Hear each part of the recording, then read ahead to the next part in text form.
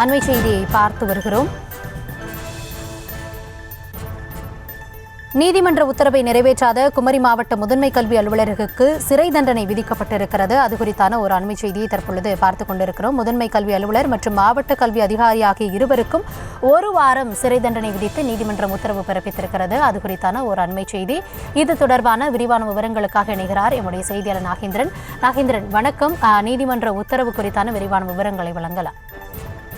வணக்கம் கௌதமி. கன்னியாகுமரி மாவட்டத்தைச் சேர்ந்த பொன்னம்மாள், ஸ்ரீதேவி, மேரி என்பவரது மகள் செல்வக்கிளி ஆகியோர் உயர்நீதிமன்ற மதுரை அமர்வில் தாக்கல் செய்த மனுவில் கன்னியாகுமரி மாவட்டம் வெள்ளமடம் அரசு மேல்நிலைப் பள்ளியில் பணியாற்றிய பொன்னம்மாள், ஆடல் பெருமாள்புரம் மேல்நிலைப் பள்ளியில் பணியாற்றிய ஸ்ரீதேவி, மார்த்தாண்டம் கொடுங்குளம் அரசு பள்ளியில் பணியாற்றிய செல்வக்கிளி ஆகியோர் தூய்மை பணியாளராக 35 ஆண்டுகளுக்கு மேலாக பணியாற்றியுள்ளனர். இவர்களுக்கு அப்போது 150 ரூபாய் மாத சம்பளமாக வழங்கப்பட்டுள்ளது.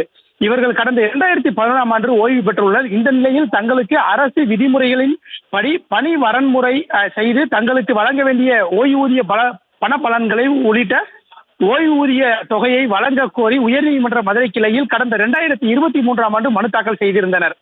இந்த மனுவை அப்போது விசாரணை செய்த நீதிபதி விக்டோரியா கௌரி தூய்மை பணியாளர்களுக்கு வழங்க வேண்டிய ஓய்வூதிய பலன்களை 12 வாரங்களில் வழங்க உத்தரவு பிறப்பித்திருந்தார். இந்த நிலையில் நீதிமன்ற உத்தரவை நிறைவேற்றாத அதிகாரிகள் மீது நடவடிக்கை எடுக்க கோரி 3 பேரும் உயர்நீதிமன்ற மதுரை அமர்வில் நீதிமன்ற அவமதிப்பு வழக்கு தாக்கல் செய்திருந்தனர். இந்த வழக்கு இன்று நீதிபதி விக்டோரியா கௌரி முன்பு மீண்டும் விசாரணைக்கு வந்தது. அப்போது முதன்மை கல்வி அலுவலர் பாலா தண்டாயுதபாணி தரப்பில் மனுதாரரின் கோரிக்கை பணி வரன்முறை செய்ய வேண்டிய அவசியம் இல்லை என அறிக்கை தாக்கல் செய்யப்பட்டது. இதனை பார்த்து கோபமடைந்த நீதிபதி விக்டோரியா கௌரி 2 வருடங்கள் ஆகியும் இதுவரை அவர்களுக்கு வழங்க வேண்டிய ஓய்வூதிய பலன் வழங்காதது ஏன் என கேள்வி எழுப்பினார். மேலும் சென்னை உயர்நீதிமன்ற 3 நீதிபதிகள் கொண்ட அமர்வு இது குறித்து தெளிவான உத்தரவுகளும் பிறப்பிக்கப்பட்டுள்ளது. இவ்வாறு உத்தரவு உள்ள நிலையில் இதுவரை உத்தரவு நிறைவேற்றாத மாவட்ட முதன்மை கல்வி அதிகாரி பாலா தண்டாயுதபாணி மீதும் ஏன் நடவடிக்கை எடுக்கக்கூடாது என கேள்வி எழுப்பினார். அதனைத் தொடர்ந்து மாவட்ட முதன்மை கல்வி அதிகாரி பாலதண்டாயுதபாணி, மாவட்ட கல்வி அதிகாரி மோகன் ஆகியோருக்கு 25,000 ரூபாய் அபராதமும் 1 வாரம் சிறை தண்டனை விதித்து உத்தரவு பிறப்பித்தார்.